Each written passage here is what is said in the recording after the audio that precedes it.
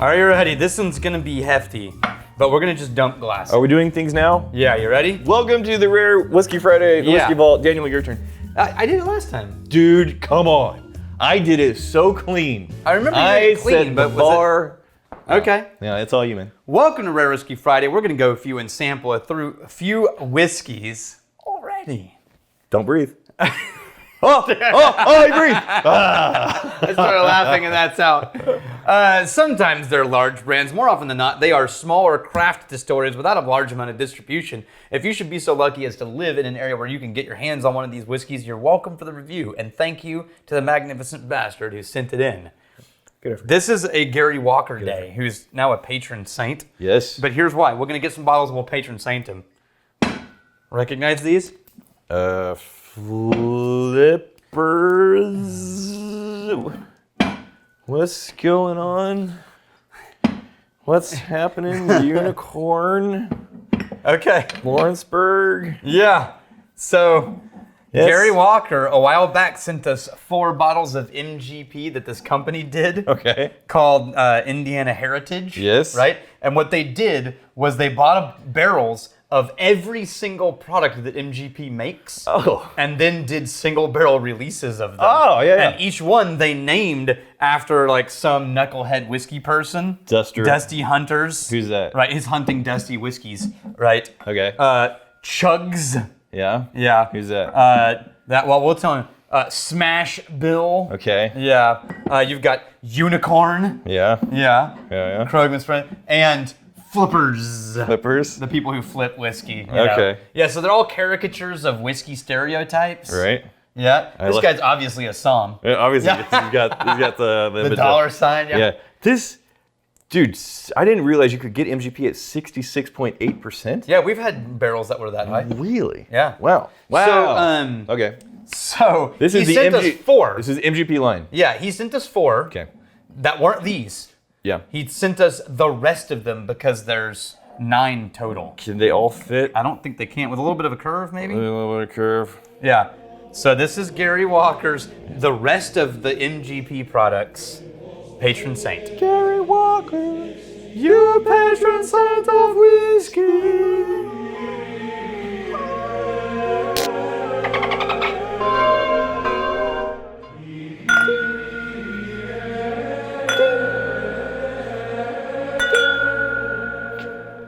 Okay, All right. so we're gonna pour, sip, dump, and move on. Okay. Because I'm not gonna go through 10 glasses right now. Well, for the people though. No. Hey, this is our mash bill. You old lady. Let's do this. Start with this one. Okay. This is 75-21-4. So this is a see bourbon. Yes, this is.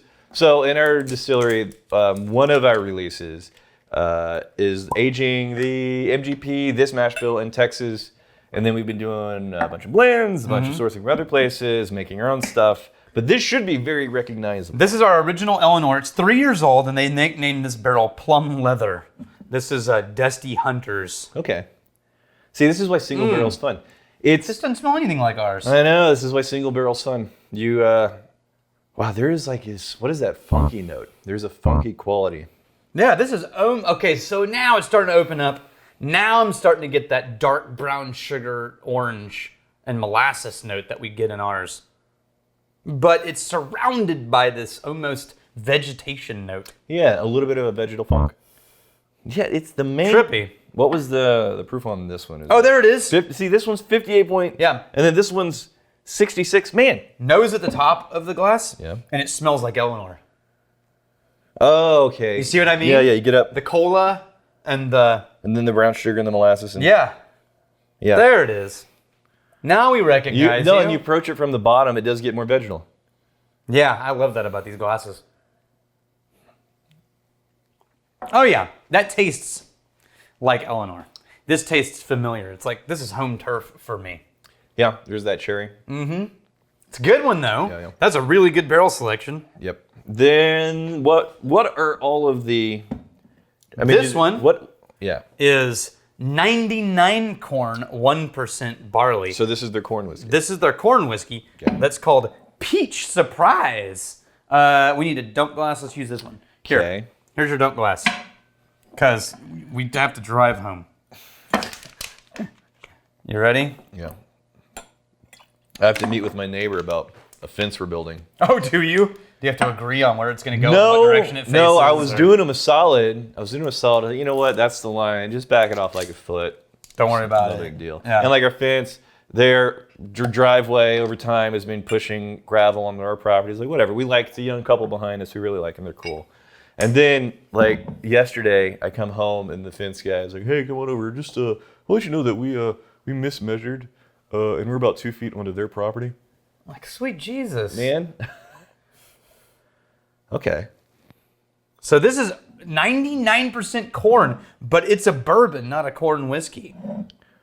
1% barley. This is almost entirely corn. Now, but it's a bourbon because new oak. No, okay. You said this is a bourbon because of new oak. Because new oak. So if it was used oak, this would be corn. Mm-hmm. Okay. Or uncharred. This is wow. Almost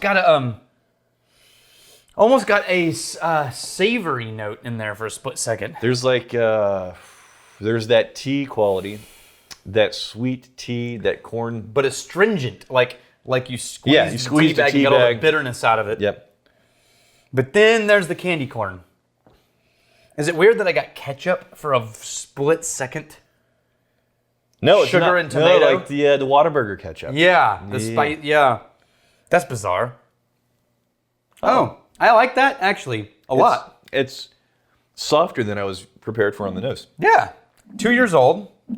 There is almost like this jammy quality to it. Mm-hmm. Yeah, if it was like that astringent tea bag, you got this corn sweetness, and then on the taste, it's presented in this jammy density. Yeah. Wow. All right.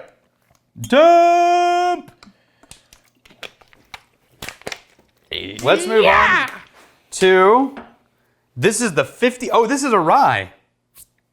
Straight rye whiskey. Yeah, isn't MGP known for having a pretty respectably damn good rye? Yeah, but this Yeah. isn't that mash bill.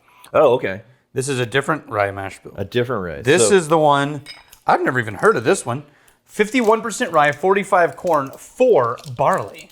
interesting. Interesting.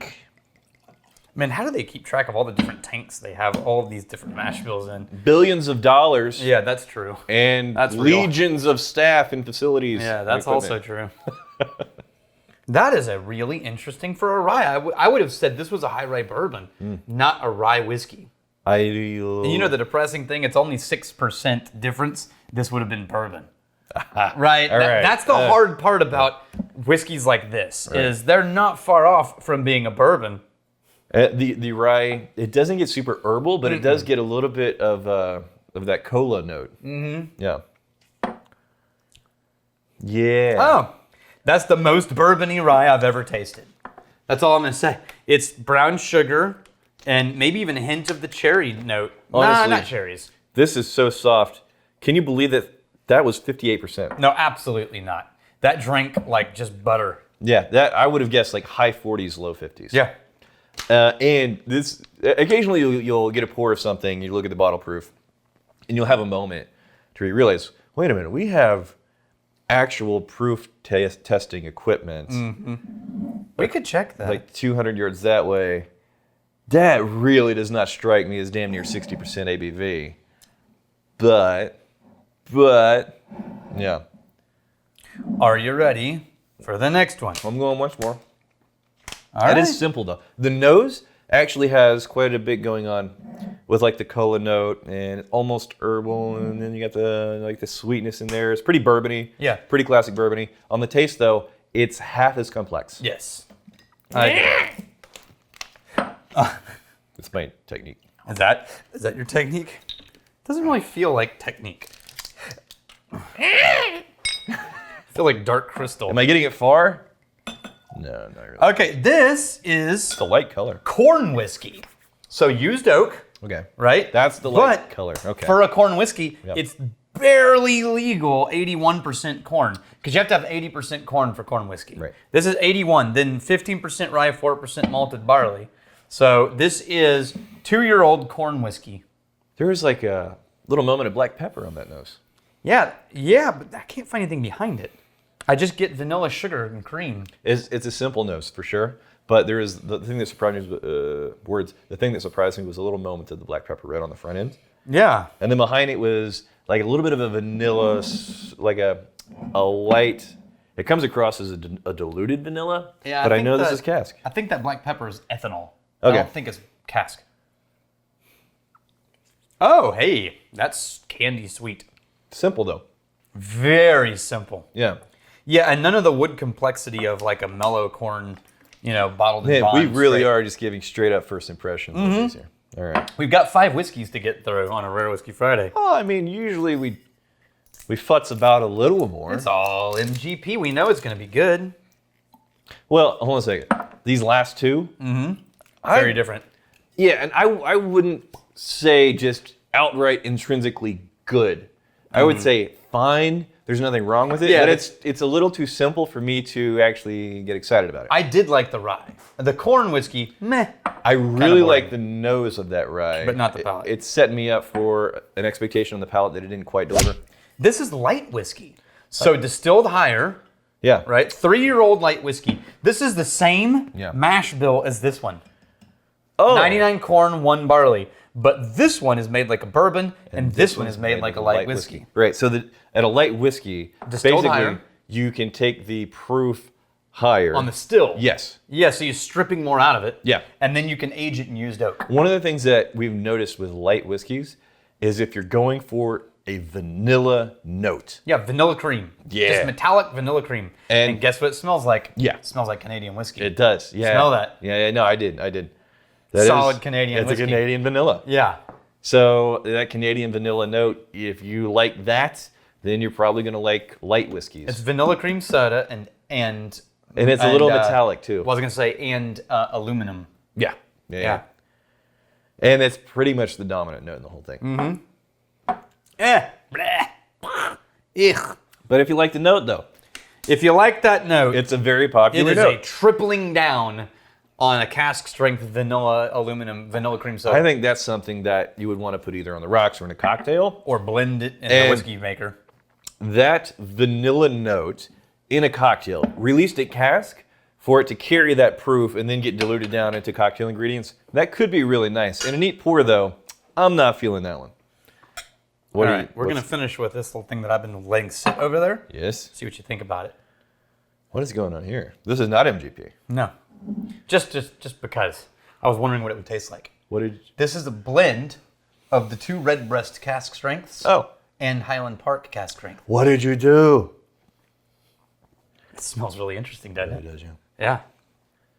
Yeah, this actually played very nicely with each other on the nose. Mm-hmm. Surprisingly well. That could be a pretty special blend if it shows up on the taste. The nose is beautiful though. The cask strength Redbreast and the cask strength Highland Park. Oh, it tastes really good. Yeah. Oh yeah. Holy hell. Oh Holy yeah. hell. That's Wow. a hint of peated Irish whiskey. That's what it tastes like to me. Well, it's the fruitiness. There is fruitiness in Highland Park, but the Redbreast really brings that fruitiness up to the forefront. But it's still a little smoky. And it brings some, yes, there's a little smoky from the Highland, and it brings some of the creamy quality. Not just, they're very different whiskeys. Oh yeah. But a really beautiful That made combination. a lightly peated Irish whiskey. Is what that Oh. turned into. Duh. Lightly peated Irish whiskey. Yeah, Not Conmara peat. right. Yeah. So we got like a new employee starting next week. Mm-hmm. One of the many things on the list is having like community blends, like the blends at Magnificent Bastards. They do just little pet projects we at can home. recreate 'em. Yeah, with their collections. Basically, maybe it's like YouTube Shorts or something. But I'm trying with a new guy. He's in charge of logistics and scheduling and all that stuff. With a new guy, I want to try and get him to shoehorn us a very efficient, streamlined production where we can do blends like this because damn, it's easy to get your hands on the Highland Park, easy to get your hands on the Redbreast. This it's uniquely its own thing and it's freaking amazing. Yeah. Damn y'all. Damn! Damn Daniel. Here's to fighting, stealing, and If drinking. you fight me, fight for a friend. You steal me, you steal your lover's heart. And if you drink, may you drink with us.